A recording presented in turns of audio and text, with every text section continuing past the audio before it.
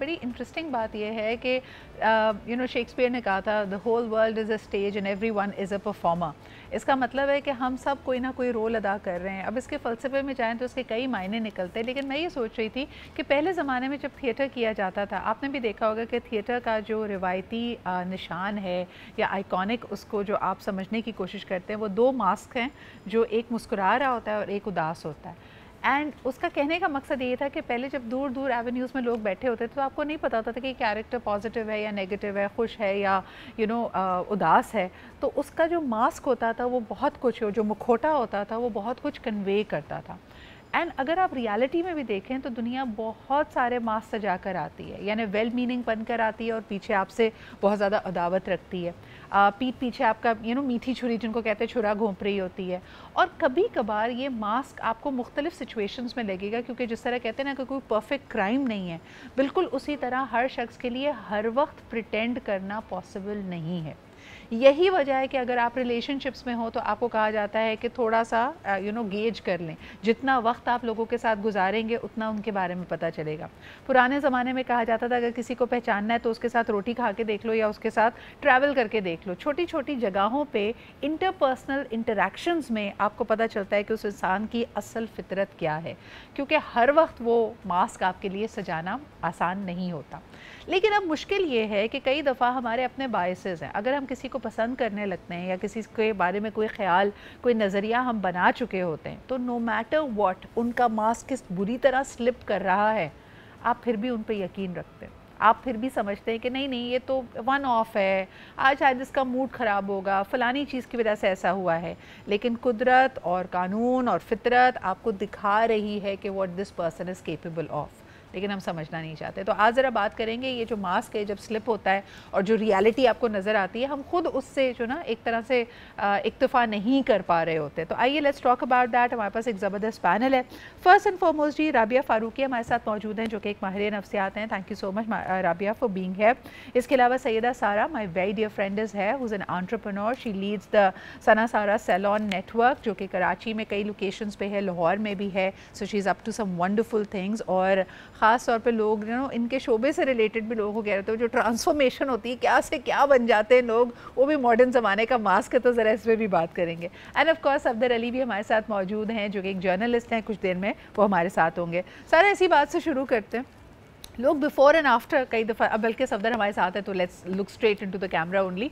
सारा मुझे बताओ कि personally as a makeup artist and as a specialist of this domain, तुम्हें क्या लगता है वो जो बिफ़ोर एंड आफ्टर दिखाया जाता है कि जी देखने में ये कितनी आम सी सूरत थी, हमने मेकअप से इसको कितना ग्लोरीफाई कर दिया, कई मर्द हजरात इसको धोखा कहते हैं, आप पर्सनली क्या समझती हैं इस बारे में? अच्छा, मैं इसको धोखा तो नहीं कहूँगी। मुझे लगता है कि खूबसूरत लगना हर लड़की की ख्वाहिश होती है, specially on the big days. हाँ। तो और सब लोग बहुत, क्योंकि हमारे बचपन से शादी को इतना फैंटिसाइज़ किया जा रहा होता है कि वो एक ट्रांसफॉर्मेशन ऑलरेडी एक माइंड में होती है।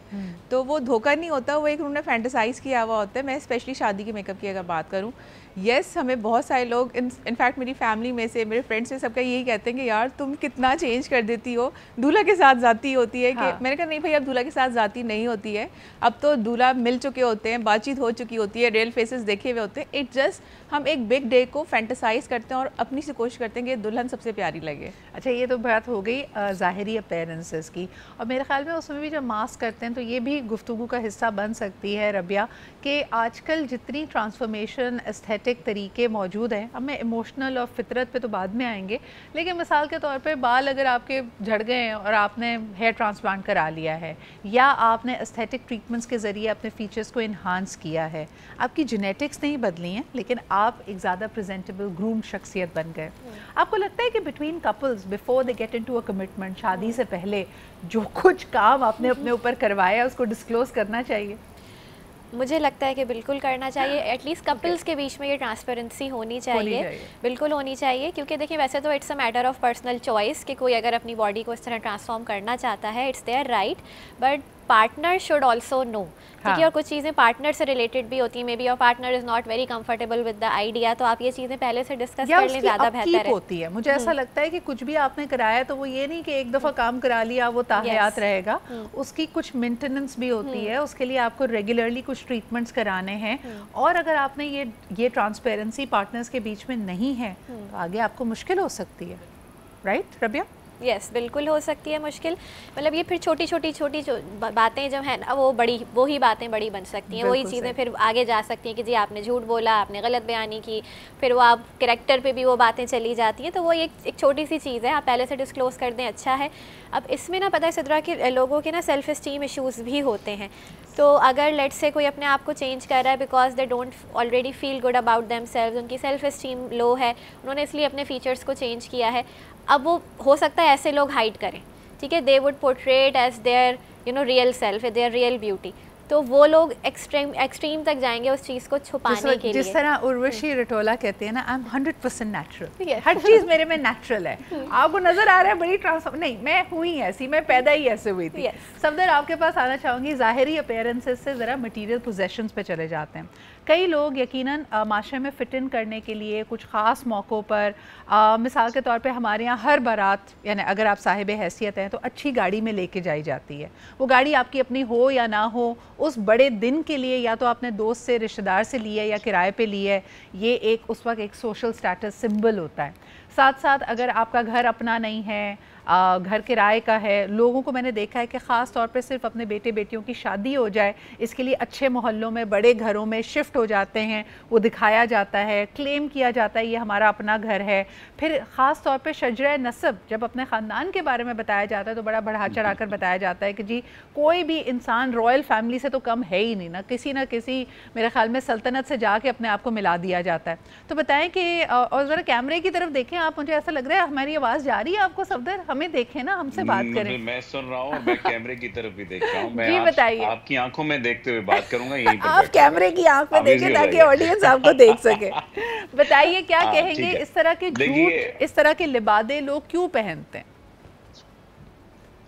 देखिए, जहाँ तक आपने शजरा नस्ब की बात की है तो महमूद अहमद महमूद का शेर है कि मैं नहीं मानता कागज पे लिखा शजरा नस्ब, बात करने से कबीले का पता चलता है। ऐसा पॉसिबल नहीं है कि आप मोहल्ले को, मतलब आप 3 तलवार से डीएचए चले जाइए या आप बल्ली मारा के मोहल्ले से डीएचए शिफ्ट हो जाइए या कैंट शिफ्ट हो जाइए और आपका रवैया चेंज हो जाएगा। नहीं, ऐसा नहीं है। आपका लहजा चेंज हो जाएगा। नहीं, ऐसा नहीं है। आपकी गुफ्तगू का अंदाज चेंज हो जाएगा। नहीं, ऐसा नहीं है। जो बात आपने कही कि ऐसा क्यों कर लेते हैं, मेरे नज़दीक मुझे ये लगता है कि तमाम इंसानों में एक जज्बा या एक एहसास तो कॉमन है जिस पर वो सारी जिंदगी कोपिंग मैकेनिज्म के जरिए से उस पर कंट्रोल करने की कोशिश करता रहता है, और वो एहसास कमतरी है। जो भी मोहल्ला चेंज करने की ख्वाहिश में मुब्तला है वो एहसास कमतरी का कहीं ना कहीं शिकार है। जो कहीं ना कहीं अपने चेहरे को चेंज करने की कोशिश कर रहा है वो कहीं ना कहीं एहसास कमतरी में मुब्तला है और वो एहसास बढ़तरी को मीट करना चाहता है। मसलन मेकअप की बात होती है, अगर मुझे अपने चेहरे पे झुर्रियां और छाइयां ठीक लग रही हैं और मैं ठीक हूं इससे, और किसी दूसरे का तासुर या किसी दूसरे की बदलती आंखें मेरे चेहरे के तासुरात को या मेरे एहसासात को नहीं बदल रही, तो फिर तो काम चल सकता है। लेकिन ऐसा होता नहीं है। हम दूसरों की नज़रों से अपने आप को जज कर रहे होते हैं, हम दूसरों के चेहरे के तासुर से अपने आप को जज कर रहे होते हैं, और इसी वजह से फिर हम उनमें फिट होने की कोशिश करते हैं। चाहे वो मेकअप की सूरत में, जो हम मोहल्ला बदलते हैं, ज़ाहिरी मादी चीज़ों को इकट्ठा करते हैं, क्या हमें ये एहसास नहीं होता कि चले अगर आपने 100 सच झूठ मिला जुला कर बोलकर शादी कर भी ली, कभी ना कभी तो ये पोल खुलना है, लोगों को पता ही चलना है कि ये हमेशा से आपका घर नहीं था, ये किराए का मकान था, ये आपकी अपनी गाड़ी नहीं थी। तो ये हम झूठ क्यों बोलते हैं? देखिए, अगर झूठ बोलने वाले को ये एहसास हो जाए कि मेरा झूठ पकड़ा जाएगा तो फिर तो वो झूठ बोलेगा नहीं। अगर ऐसे ही किसी एहसास में वो पहले से कैद हो जाए तो वो जाहिर सी बात है कि अपने आप को इस अंदाज से प्रिटेंड क्यों करेगा। एक बड़ी अच्छी बात वासिफ अली वासिफ रहमतुल्लाह तआला अलैह कहा करते थे। वो कहा करते थे कि इंसान जब कोई धोखा देता है, जब किसी को तकलीफ देता है या गुनाह करता है तो उसे लगता है खुदा बहुत दूर है, और जब दुआ मांगता है तो उसे लगता है कि खुदा बहुत नजदीक है, और यहाँ पर आकर इंसान झूठा हो जाता है। बिल्कुल और यही मसला है कि हमारा तफावत फर्क आ जाता है। जी बिल्कुल, ये बात मैं रबिया के पास लेके जाऊंगी। Rabia, as a you know माहिर नफ्सियात, मैंने कई दफ़ा लोगों को देखा है कि उनको झूठ अपना झूठ ही नहीं लगा, वो इतने कॉन्फिडेंस के साथ बोल रहे होते हैं कि मुझे लगता है कि वो अपने झूठ पे खुद ईमान ले आए हैं। ऐसा होता है? बिल्कुल ऐसा होता है, ऐसा बिल्कुल होता है। अच्छा देखिए, ये भी ना एक तरह का आप समझें डिफेंस मैकेनिज़्म है, क्योंकि वो जो मॉरल एंग्जाइटी है जो अल्लाह ने डाली है हर एक की फितरत में, आप उससे बच नहीं सकते, वो आपको कहीं ना कहीं परेशान करती है। तो यू कीप रैशनलाइजिंग इट, इतना ज़्यादा उसको रिपीट करना। जैसे आपने एक चीज़ देखी होगी, जो लोग मैनिपुलेटिव होते होंगे वो हर बात शुरू करने से पहले 10 दफ़ा बताएंगे मैं बहुत स्ट्रेट फॉरवर्ड हूँ, मैं बहुत साफ गो हूँ, ठीक है। अब इतना बताना वो आपको समझ नहीं आता, भाई वो आपको यकीन दिलाना चाहते हैं या वो खुद को यकीन दिलाना चाहते हैं कि जी मैं जो बात कर रहा हूँ या कर रही हूँ वो बहुत सच्ची बात है। होता है वही बार बार कहता है कि मैं तो कभी झूठ बोलता नहीं, देखो मैं बात कड़वी कहूँगा लेकिन मैं सच बोलता हूँ। जो कंट्रोलिंग होगा वही कहेगा मैं तुम्हें कंट्रोल नहीं करना चाह रहा, लेकिन मेरी ये रिक्वायरमेंट्स है। अच्छा मुझे ये बताएं कि जब हम बात करते हैं कि लोगों का जो अंदाज है वो कहीं ना कहीं अपने सच झूठ पे खुद ही ईमान ले आते हैं। सारा, मैं आपसे जानना चाहती हूँ कि जितने लोगों को आपने ऑब्ज़र्व किया है जो बहुत क्रूअल होते हैं या वो ढोंग कर रहे होते हैं, वो खुद अपने आप को मजलूम दिखा रहे होते हैं लेकिन दरअसल उनसे ज़्यादतियाँ हो रही होती हैं, क्या ये लोग कॉन्शियसली ये कर रहे होते हैं? यानी जो उनके दिमाग में ऐसा स्क्रिप्ट है वो उसको यकीन करते हैं, या ये जानते हुए कि वो ज़्यादती कर रहे हैं फिर भी अपने आप को मजलूम दिखा रहे होते हैं? देखिए, ये ऑलमोस्ट उनके माइंड में एक चीज़ प्लान हुई हुई होती है कि हम इस तरह से करेंगे तो हमारे शॉर्ट टर्म ऑब्जेक्टिव्स तो हमारे पूरे हो जाएंगे। तो वो इतने फर्म होते हैं इस चीज़ को लेके कि वो जो अगेन में जो बात हो रही थी अभी कह रही है कि झूठ बोलने के लिए भी कॉन्फिडेंस की ज़रूरत है। तो वो इतने कॉन्फिडेंट होते हैं, उनको पता है कि हम ये थोड़ी सी ड्रामेबाजी करेंगे और थोड़ा सा अपने आप को विक्टिमाइज प्ले करेंगे तो हमारे शॉर्ट टर्म ऑब्जेक्टिव्स तो हमारे पूरे हो ही जाएंगे। बिल्कुल सही। Let's talk about the emotional manipulation, और उसमें लोग अपने चेहरे पे क्या क्या मास्क सजाते हैं। सबसे पहले जी बात करते हैं उन लोगों की जो हर वक्त अपने आप को मजलूम दिखाते हैं, यानी जो विक्टिम माइंडसेट होता है।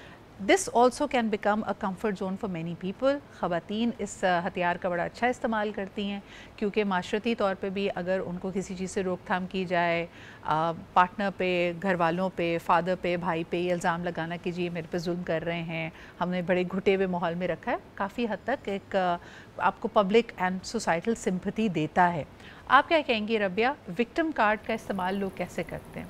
लेकिन जो एक एग्जांपल तो सिद्रा आपने खुद बहुत अच्छी दी, विक्टिम कार्ड का इस तरह से इस्तेमाल होता है अपने, स्पेशली ख़वातीन ज़्यादा करती हैं but not limited to, but victim यही है कि जी मैं मज़लूम हूँ और जो सारा जुल्म मुझ पे किया जाता है, ठीक है, नॉट रियलाइजिंग कि भाई आप इतने मज़लूम कैसे हो सकते हैं। अगर आपने लेट से कभी अपने बारे में आवाज़ नहीं उठाई, कभी उन लोगों से बैठ के बात नहीं की, ठीक है, तो आप फिर कैसे ख़ुद को कह सकते हैं कि आप मज़लूम हैं। दूसरी चीज़ ये कि जो देखें हमारे समझने की है कि क्या एक्चुअली मज़लूम है, जब वो आपको इतना खुल के बता सकते हैं अपनी कहानियाँ तो इसका मतलब उनमें एटलीस्ट बोलने की सलाहियत तो है ना, वो एक्सप्रेस तो कर सकते हैं कि मुझ पे जुल्म हो रहा है। हाँ, इसका मतलब है ये वन साइडेड स्टोरी। यस, ये वन साइडेड स्टोरीज हैं। ओके सारा, आप क्या कहेंगी when you meet so many women, और अभी हम ब्रेक में भी बात कर रहे थे कि आप समझती हैं कि ख़वातीन इस विक्टिम कार्ड का, मज़लूम होने का, अपने साथ ज़्यादती होने का, ऐसा नहीं है कि ख़वातीन के साथ ज़्यादतियाँ कम होती हैं, लेकिन एज अ मास्क या एज अ वेपन भी इसको इस्तेमाल कर रही हैं आपके ऑब्जर्वेशन में? बिल्कुल 100% एग्री करूँगी। एज अ मास ज़्यादा यूज़ हो रहा है, स्पेशली रिलेशनशिप्स के अंदर भी हम अगर बात करें, पब्लिक डीलिंग में तो ऑफ कोर्स चल ही रहा होता है। वो जो मैंने से पहले बात की थी कि शॉर्ट टर्म ऑब्जेक्ट, उनको लगता है भी हम थोड़ा सा ड्रामेबाजी करेंगे तो हमारा काम हो जाएगा। मुझे जो सबसे ज़्यादा मैं जिस बारे में सोचती हूँ ये होता है कि रिलेशनशिप्स के को लेके ना आपको मास्किंग नहीं करनी चाहिए, चाहे आप मदर हों, चाहे आप मदर इन लॉ हों, चाहे आप डॉटर इन लॉ हों। तो हमारे जो रिलेशनशिप्स भी है ना वो भी मास्किंग को लेके बहुत ज़्यादा ख़राब होते हैं। अब क्या होता है, जो थोड़ी सी ज़्यादा अपने आप को विक्टिमाइज प्ले करेगा, थोड़ा सा ड्रामेबाजी, मैं शॉर्ट टर्म ड्रामेबाजी कहूँगी इसको, बिकॉज देखिए इन रियलिटी चीज़ें बहुत डिफरेंट होती हैं, आपको सामने से देखने से चीज़ें डिफरेंट होती हैं, लेकिन उसको पोर्ट्रे किया कैसे जा रहा होता है दूसरे के सामने, दैट्स कॉल्ड मास्किंग। अब जी जैसे फॉर एग्जांपल हमारे घर में जितनी सपोर्ट स्टाफ है उनके हम बहुत एहसानमंद हैं कि वो हमारे लिए एक बाजू बनते हैं, हमें हेल्प आउट करते हैं, लेकिन आप घर घर में देख लें लोग इस बात से परेशान हैं कि ये जो सपोर्ट स्टाफ है ये झूठ बहुत बोलता है, ये आपसे छुट्टी लेगा तो 2 से 3 दिन ज़्यादा लगा के आएगा, पैसे लेगा तो हो सकता है कई दफ़ा बहाने बनाए, कई दफ़ा आप इनका झूठ पकड़ते भी हैं कि जो भी ये अपनी फाइनेंशियल डिफ़िकल्टी कह के आपसे पैसे लेते हैं, पता ये चलता है वो तो उनके साथ कभी हुई ही नहीं है। तो इस तरह की सिचुएशंस में आपका फाइनेंशियल फ़ायदा आपकी सिंपैथी के ज़रिए उठाया जा सकता है। एक कॉलर हमारे साथ है, उनकी बात सुनते हैं। हेलो, अस्सलाम वालेकुम। वालेकुम अस्सलाम, सिद्रा मलिक राशिद बोल रहा हूँ, क्या हाल है आप? मैं बिल्कुल ठीक ठाक। राशिद साहब क्या कहेंगे? देखिए, मैं जब मैंने मैट्रिक किया था, FSC किया, तो मैं ISSB के लिए गया, तो वो डेफर हो गया। पर उसका फिर मैंने एनालिसिस किया कि क्या वजह ये कि हमारे अदारों को या हम लोग जब भी कहीं मुआशरे में कहीं जाते हैं तो हर एक को चाहिए होता है सिलेक्शन के ओरिजिनल जो बंदा है वो आए, और वो उनका एक अपना क्राइटेरिया, या टॉपर वो नहीं लेंगे तो नॉर्मल ले लेंगे।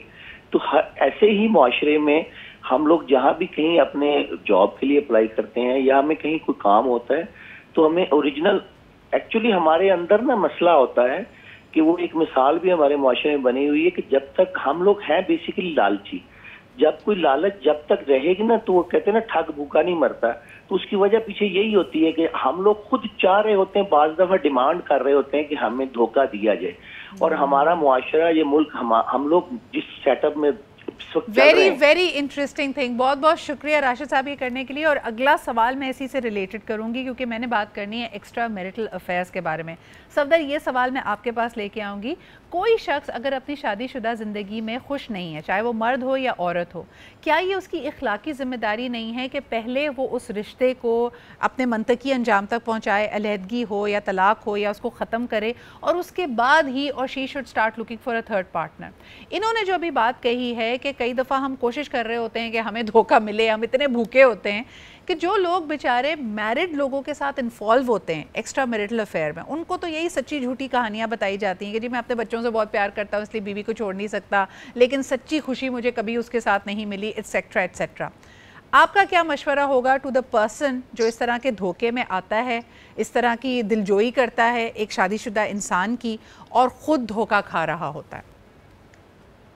इसमें बहुत सारे केसेस आते हैं सिद्रा साहब, इतने केसेस हैं कि मतलब मैं चंद एक बातें उसमें करता हूँ। देखिए, पहली बात तो ये है कि जो मर्द हजरात एक्स्ट्रा मैरिटल अफेयर बना रहे होते हैं उनका हथियार ये होता है कि वो अपनी पहली बीवी को विक्टिमाइज करते हैं और अपने आप को सेल्फ विक्टिमाइजेशन कर रहे होते हैं कि इसके साथ मुझे जिंदगी में कभी खुशी नहीं मिली, 4 बच्चे पैदा कर लिए मैंने इसके साथ, लेकिन माँ बाप के कहने पर। मैंने शादी की थी माँ बाप के कहने पर, मुझे ये अच्छी नहीं लगती, इसके साथ मुझे फील नहीं आती, और अब मैं बच्चों की वजह से बस इसके साथ हूँ। मैं एक बात कहा करता हूँ, ऐसी खातून जब मेरे पास आती हैं और मशवरा लेने के लिए, तो मैं कहता हूँ कि जो मर्द अपने से मुंसलिक उस औरत की इज्जत नहीं कर रहा जिससे उसके 4 बच्चे हैं, तो वो आपकी इज्जत क्या करेगा जिसके साथ वो एक्स्ट्रा मैरिटल अफेयर चला रहा है। सही। जो अपनी बेटी या बेटे की माँ की इज्जत नहीं करेगा या उस औरत की इज्जत नहीं करेगा जिसे मुंतखब करके उसके पास लाया गया। लड़ाई झगड़ा अलग बात है, अगर उससे वाकई आपसे मोहब्बत है तो आपकी मोहब्बत का सबूत ये होना चाहिए कि उससे अलहदगी दे, उसकी जरूरियात को पूरा करे, उस ताल्लुक को खत्म करे, और अपने पेरेंट्स समेत, या पेरेंट्स ना भी माने तो अपने दोस्तों के जरिए या खुद आकर आपके घर आए, बात करे और आपका रिश्ता मांगे। बिल्कुल। अगर ये नहीं कर सकता तो इसका मतलब ये है कि वो झूठा है, क्योंकि मर्द के ऊपर ये बात, मर्द वाज़े तौर पर ये बात समझता है कि जो कुछ करना चाहता है मर्द कर लेता है। लेकिन जो दूसरी साइड है वो भी हम चूंकि अपने किसी ट्रॉमा के जरिए से, या आप कह लीजिए कि किसी एक शेख चिल्ली वाली सोच में मुब्तला होते हैं, तो हमें लगता है कि ठीक है वाकई ऐसा हो सकता है कि इसके साथ ज्यादती हो रही हो और मैं इसकी जिंदगी में आऊं तो इसकी जिंदगी बदल दूं। इसलिए मैं एक जुमला कहा करता हूं कि ताल्लुकात में शेख चिल्ली न बने, कि अपने तई आप एक ऐसी इमारत बनाते चले जाएं कि जो यकदम ढह जाएगी और जिसकी बुनियाद कोई नहीं होगी, और ताल्लुकात में भूखे भी नहीं बनना। अगर इन 2 चीजों पर अगर आप अमल कर लेते हैं तो आपकी जिंदगी ताल्लुकात वाली साइड पे तो आसानी से चल सकती है, क्योंकि मसला ये है कि हम भूखे बन जाते हैं और प्लानिंग करते हैं शेख चिल्ली वाली, और सामने वाला तो फिर चेहरे पर मास्किंग करके चल रहा होता है। फलाही इदारा ना बने। आप ये मत देखें कि आपकी यूजफुलनेस अगले बंदे के लिए क्या है, आप अपनी जरूरियात और सबसे बढ़कर ये अपनी सेल्फ रिस्पेक्ट के ऊपर आप फोकस्ड रहें कि अगर कोई भी सेल्फ रिस्पेक्टिंग इंसान क्यों किसी के लिए एक थर्ड पार्टी बनना चाहेगा। आपको एक बटा हुआ इंसान क्यों चाहिए? अगर आपसे उसको मोहब्बत है और उसको आपसे मोहब्बत है तो इस चीज़ों को बाइज्जत तरीके से आगे लेके बढ़िए। कॉलर हमारे साथ हैं। हेलो, अस्सलाम वालेकुम। जी, कौन सा, आप कहाँ से बात कर रहे हैं? डॉक्टर आमिर बात कर रहा हूँ कराची से। माशाल्लाह बड़ी अच्छी गुफ्तगू चल रही है। शुक्रिया। ब्यूटी एक्सपर्ट बैठी हुई हैं, सारा साहिबा हैं, राबिया फारूकी, माशाल्लाह बड़ी अच्छी लग रही हैं। जी जी। और आप तो एवरग्रीन है। एक इसी तरह की बातें होती हैं जो आपको अच्छी लगती हैं, जो आपके हालांकि किसी सही भी नहीं होती, और देखिए आदमी बड़ा खुश हो जाता है अंदर से कि देखिए मेरी कितनी तारीफ हो रही है। एक्चुअली देखिए मेरी टॉपिक यही है, और मैं वाहिद बंदा हूँ कराची में जो इस टॉपिक के बाद रिसर्च कर रहा हूँ। कि 38% देखिए कराची में डाइवोर्स रेट है जी। और ये जो आप बातें करें, देखिए हमें इनकी जो ना वो साइकी तो चले वो इस पर रिसर्च ज्यादा नहीं हो रही, लेकिन इसकी जो डायनामिक्स हैं, क्यों लड़कियां फंस जाती हैं, क्यों लड़कियां दोबारा दूसरी तीसरी चौथी शादी के लिए राजी हो जाती हैं, लेकिन यही मेरी टॉपिक है।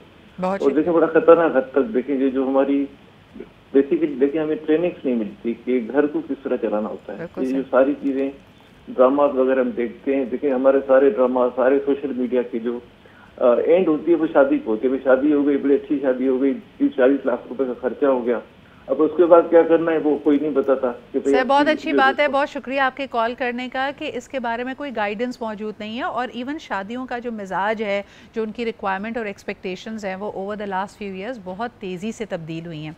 हम एक छोटा सा ब्रेक लेते हैं और वापस आके ये बात भी करेंगे कि कई लोगों का ये भी मानना है कि आपने जैसे नंबर्स का कहा कि 38% हमारा डिवोर्स रेट सिर्फ सिंध में है। देखिए I don't know if these numbers are correct first of all, लेकिन सेकेंडली कई दफ़ा ऐसी शादियां बहुत लंबे अरसे की एसोसिएशन और अंडरस्टैंडिंग के बाद भी कामयाब नहीं हो पा रही होती, जिसमें अक्सर लोगों का कहना है कि आप चाहे डेट कर लें, चाहे मंगनी कर लें, चाहे निकाह कर अभी रुखसती ना करें, जो साथ रहने के बाद एक दूसरे को जिस अंदाज में आप जानते हैं उसका कोई तरीका नहीं है उससे पहले जानने का, तो एक रिस्क तो है जो आप ले रहे हैं। अच्छा जी, हमने थोड़ी देर पहले बात की थर्ड पार्टी सिचुएशंस में जहां आप धोखा खाना चाहते हैं। एक और ट्रायंगल जिसमें आप धोखा खाना चाहते हैं वो घर घर की कहानी है, जब बेचारा बेटा या स्लैश हस्बैंड अपनी बीवी और अपनी मदर के बीच में फंस जाता है। देखिए जो हम मास की बात कर रहे हैं वहाँ पे भी यही होता है कि अगर दोनों ग्रीफ्ड पार्टीज़ हैं, दोनों एक दूसरे की कंप्लेन कर रही हैं, मर्द ना माँ की आंख में आंसू देख सकता है ना बीवी की आंख में आंसू देख सकता है, अब घर के सुकून के लिए वो क्या कर सकता है, किसकी बात सुने। कई दफ़ा वो जानते बूझते हुए भी कि जिस पार्टी को वो सपोर्ट कर रहा है, चाहे वो बीवी है या माँ है, वो एग्जैजरेट कर रही हैं, they continue to do that. वो एक फोर्सफुल मास्क होता है जो उनको एक्सेप्ट करना पड़ता है। सारा क्या कहोगी, मर्द बेचारे ऐसी सिचुएशन में क्या करें? देखिए बहुत कैटेगोरिकली हमारे रिलीजन में भी बता दिया गया है कि बीवी की बाउंड्रीज़ क्या हैं, पेरेंट्स की बाउंड्रीज़ क्या हैं। हमें अगेन वही जो बात हो रही है, शादी करना बता दिया जाता है कि शादी को किस तरह से, उसमें फ़ोटोग्राफर कौन सा चाहिए, वेन्यू कहाँ करना है, शादी को चलाना कैसे, उसके आपके हुकूक और फ़राइज़ दोनों चीज़ें आ जाती हैं कि आपके हुकूक होते हैं, एक फ़राइज़ होते हैं। तो दोनों एंड पे आपको पता होना चाहिए कि आपकी बीवी के क्या हुकूक हैं, आपकी पेरेंट्स के क्या हुकूक हैं, तो उसमें एक आप एक मिडिल स्ट्राइक करें। अनफॉर्चुनेटली होता क्या है कि लड़के बहुत नाइव होते हैं, मुझे लगता है इस चीज़ों को लेकर ना उनको सिखाया जाता है ना उनको बताया जाता है कि बीवी के क्या राइट्स हैं और पेरेंट्स के क्या राइट्स हैं। फिर क्या होता है कि एक साइड पे अगर थोड़ा सा एग्जैजरेशन हो रही होती है, विक्टिमाइज प्ले किया जा रहा होता है, तो लड़कों को लगता है शायद वो इमोशनली थोड़ा सा जिस साइड पे इंक्लाइंड होते हैं तो उनको लगता है वो चीज़ सही है। अगर मैं दोनों पार्टीज़ की बात करूँगी, वाइफ की भी बात करूँगी, मैं पेरेंट्स की भी बात करूँगी। अच्छा, ये मामला कई दफ़ा इतने एस्केलेट होते हैं। सफदर, अभी आप थोड़ी देर पहले बात कर रहे थे कि मर्द बाहर जाके थर्ड पार्टी को ये झूठ बोलते हैं कि जी शादी तो मैंने माँ बाप के कहने पे की थी। हमारे यहाँ ये भी बड़ी रैम्पेंट बात है कि अगर घर वालों से बीवी की नहीं बन रही होती तो अक्सर लोग, ख़वातीन, इस चीज़ को भी चैलेंज लेके कहते हैं अगर मैं तुम्हें शादी करके ला सकती हूँ तो मैं तुम्हें तलाक दिलवा कर भिजवा भी सकती हूँ। तो हमारे यहाँ मर्द बेचारे पेरेंट्स के कहने पे, बहन भाइयों के कहने पे या उनके प्रेशर देने पे अपनी अच्छी भली ज़िंदगी को बर्बाद कर लेते हैं और अपने पार्टनर से अलहदगी कर लेते हैं। ये भी बड़ा रैम्पेंट हो गया है। उस वक्त क्या किया जाए? देखिए वो फिर मर्द बेचारा तो नहीं है ना कि जो किसी दूसरे के कहे में आकर अपने फैसले कर रहा। जिस तरह से उन्होंने कहा कि लड़के अक्सर नायब होते हैं, इस हवाले से तीनों पार्टीज ही नायब हैं। अगर माँ अपने हुकूक से बढ़कर कुछ मांग रही है और गलत तरीके से मांग रही है और गलत मांग रही है तो वो भी गलत कर रही है जी। बीवी भी गलत कर रही है। और शौहर अगर उन दोनों में से किसी एक की बात को एक्सेप्ट करके किसी दूसरे को गलती की तरफ लेकर जा रहा है या उसके साथ गलत कर रहा है तो इसका मतलब ये कि वो बैलेंस नहीं कर सकता। डॉक्टर शाह साहब एक जुमला अक्सर कहा करते थे, मैं उनकी किताब भी पढ़ रहा था, जिसमें उन्होंने कहा कि अगर मर्द को इख्तियार ही न रहे अपने अहले खाना पर तो उसे फिर वो ये तासुर ही नहीं देना चाहिए कि वो अहले खाना का सरबराह है, तो फिर उन्हीं को सरबराह लेकर फिर चलते रहने देना चाहिए। अब सवाल ये पैदा होता है कि वजह बुनियादी क्या बनती है जी। देखें, बुनियादी वजह ये बनती है जिस जानिब आपने इशारा किया कि अगर मैं तुम्हें ला सकती हूँ तो भेज भी सकती हूँ। वजह यह है कि उसे कहीं ना कहीं बेटे ने ही शह दी हुई है कि माँ तुम अगर गलत भी करोगी तो मैं तुम्हारे साथ खड़ा हूँ। और माएँ हमारे यहाँ माँ होने का बहुत ज्यादा नाजायज फायदा उठाती हैं। मैं छोटा सा एक केस 1 मिनट में बयान कर देता हूँ। एक खातून आई मेरे पास, कहने लगी सर मेरा बेटा जो है वो मेरी बात नहीं मानता, वो अपनी बीवी के कदमों में पड़ा रहता है। अब बहुत सारी बातें थी, लेकिन मुझे उनकी बातों से ये बात मैंने महसूस कर लिया कि ये इन पॉइंट पर गलत हैं, इनको ये एग्जेजरेट नहीं करना चाहिए। तो मैंने कहा देखें, क्या आप उसकी बीवी के हुकूक अदा कर सकती हैं? सिंपल इतनी सी बात जानने वाली है। जी। तो उन्होंने कहा कि नहीं, ऐसा तो नहीं हो सकता। तो मैंने कहा कि आपको फिर माँ बनकर उसके साथ रहना चाहिए, और जो बीवी है उसे बीवी बनकर रहना चाहिए, ना कि माँ बनकर। होता ये है कि बीवियां माँ का रूप धार लेती हैं और माएँ बीवियों का रूप धार लेती हैं। अच्छा, this is a very interesting point Safdar. ये सवाल मैं रबिया के पास लाना चाहूँगी। आपने बड़ा इंपॉर्टेंट पॉइंट उनको बताया कि दोनों को अपने अपने रोल्स और अपने अपना जो उनका ओहदा अल्लाह ताला ने दिया है उसके मुताबिक ज़िंदगी गुजारनी चाहिए। रबिया, ऐसा क्यों होता है? हम हमसे तजावुज़ क्यों करते हैं? इज़ इट जितनी भी हमने अभी तक गुफ्तगू की है कि हम मास्क चढ़ा के अपने चेहरे पर आते हैं या प्रिटेंड करते हैं बनने के जो हम हैं नहीं, एग्जैजरेट करने, मुझे तो इसकी बेसिस पे सिर्फ और सिर्फ कंट्रोल नज़र आता है कि आप सिचुएशन को कंट्रोल करना चाहते हैं, पावर अपने पास रखना चाहते हैं। Is that true? ये बिल्कुल सही है। और देखिए, एक चीज़ ये भी है कि हम सब कुछ चाहते हैं, सब कुछ मुझे ही मिल जाए, ना कि वो कि भाई जो मेरे रोल की डिमांड है वो मुझे मिल जाए, जो दूसरे का है वो दूसरे के पास रहे। तो ना कि भाई माएँ जो है वो बीवियाँ बन जाती हैं, बीवियाँ माएँ बन जाती हैं। अब वो माएँ भी जो होंगी उनके अपने पीछे कॉन्फ्लिक्ट्स होंगे। अच्छा, लाइकवाइज मुझे ऐसा लगता है, सॉरी टू इंटरप्ट, मर्द भी ये कर रहे होते हैं। मर्द भी कभी आपका बच्चा बन जाते हैं, कभी आपका वालिद बनने की कोशिश कर रहे होते हैं। तो आपकी वो जो इक्वल पार्टनरशिप है वो नहीं होती उनके साथ भी। ठीक है, अब उनको भी रुतबा तब मिला होगा जब शायद उन्होंने बेटे को जन्म दिया होगा, तो वो उस बेटे का कंट्रोल बिल्कुल नहीं जाने देना चाहती। अच्छा, वो लड़की जो सारी ज़िंदगी सुनती हुई आई है कि भाई सब कुछ अपने शौहर के घर जाके करना, तुम उसके घर जाके अपनी हर ख्वाहिश पूरी करना, वो अपने शौहर का कंट्रोल नहीं देना चाहती। उसको भी टोटल कंट्रोल चाहिए, उनको भी टोटल कंट्रोल चाहिए। फिर वो जो मर्द हैं, अगर हमें उन्हें बेचारा नहीं कहना चाहिए, क्योंकि देखिए ये हर इंसान की ना इनफरादी ज़िम्मेदारी है कि वो प्रॉपर नॉलेज हासिल करे किसके क्या हुकूक हैं। और अगर हम रिलीजन की बात करें तो कहीं पर भी ना हुकूक में ओवरलैप नहीं है। अगर आप बीवी के हुकूक पूरे कर रहे हैं तो माँ की कोई हक तलफी हो जाएगी, या माँ के पूरे कर रहे हैं तो बीवी की हक तलफी हो जाएगी। ये सिर्फ इस तरह से ड्रामा किया जाता है, ऐसा है नहीं। तो आप नॉलेज तो प्रॉपर खुद हासिल करें और फिर उसको हैंडल करें सिचुएशंस को, बेचारा बनने के बजाय। I think that is perfectly said. सारा, आपको क्या लगता है सबसे बड़ा झूठ जो आपने हालिया दिनों में सुना हो, जिसको जब वो मास्क उतरा और वो आपके सामने हकीकत आई तो आपको बहुत बड़ा शौक लगा? ऐसी कोई चीज़ शेयर करना चाहेंगी? अभी लेटली मेरे क्लाइंट के साथ वाक़या हुआ। मैं अपनी थोड़ा सा प्रोफेशनल लाइफ इसलिए डिस्कस मैं बहुत सीखती हूँ उससे ना। मैं लोगों के, अब लोग आते हैं मेरे पास खड़े होते हैं, literally I read their mind, तो मुझे पता होता है कि ये आगे बात क्या करने वाले हैं। सही। तो हुआ ये कि एक सोशल मीडिया पे रिव्यू आया और उसमें उन्होंने लिखा कि आप जो मैं थी, मेरी जो ब्राइड्स होती हैं उनकी बुकिंग टाइम जो होता है, मैं बहुत पर्टिकुलर होती हूँ उनके बारे में, तो वो लेट हो गई और ये हो गया वो गया, काफ़ी उन्होंने लंबा चौड़ा रिव्यू किया। अच्छा, हम उस चीज़ को एक एक चीज़ को मॉनिटर कर रहे होते हैं, बिकॉज जो रिव्यूज़ होते हैं उस पर हमारे प्रॉपर पूरा डेटा है, डेटाबेस है हमारा, उसमें हम टाइमिंग्स, हमारी जो रिसिप्ट्स होती हैं, सारा उसमें अमाउंट वगैरह, हम सब चीज़ें उसको ईजिली कैच कर लेते हैं। तो मैं फ़ौरन जैसे ही मैंने देखा, मैंने फ़ौरन अपनी टीम को बोल के मैंने वो सारी चीज़ें फेच करवाई कि कौन सा क्लाइंट है, क्या है। मैं I am very particular about it. मैंने इनको ये ऐसा एक्सपीरियंस हुआ है उनका, क्या एक्सपीरियंस हुआ। अच्छा, मीनवाइल जब हमने कॉल करवाई तो हमें पता चला कि उनके आज के भी अपॉइंटमेंट्स हैं, जो जिस दिन की बात हो रही है, जिस दिन मैंने डेटा निकलवाया। तो हम उनका वेट कर रहे थे। अच्छा, हुआ ये कि फिर मैं अपनी ब्राइड्स करने चली गई, तो फिर उसके बाद मैं बाहर निकली।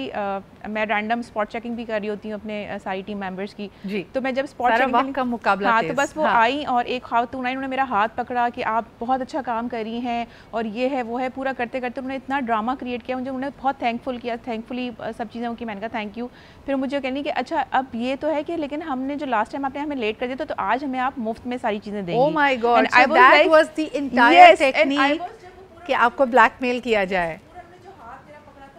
बहुत थैंक कर रही थी कि वो इसलिए कर रही थी कि उनको जो है आज की चीज़ें फ्री मिल जाए, आज की सारी सर्विसेज फ्री चाहिए थी। रबिया हमारे साथ थी, सारा and Safdar, thank you so much. आप देखिए जी, लोग किस किस किस्म के वतीरे अपनाते हैं सिर्फ अपना मतलब निकालने के लिए। तो यकीनन वो पोस्ट भी जाली थी, वो मोहब्बत भी जाली थी, और उसमें सिर्फ और सिर्फ जो चाहिए था, जो पर्पस था, वो ये कि आज की सारी सर्विसेज फ्री हो जाएं।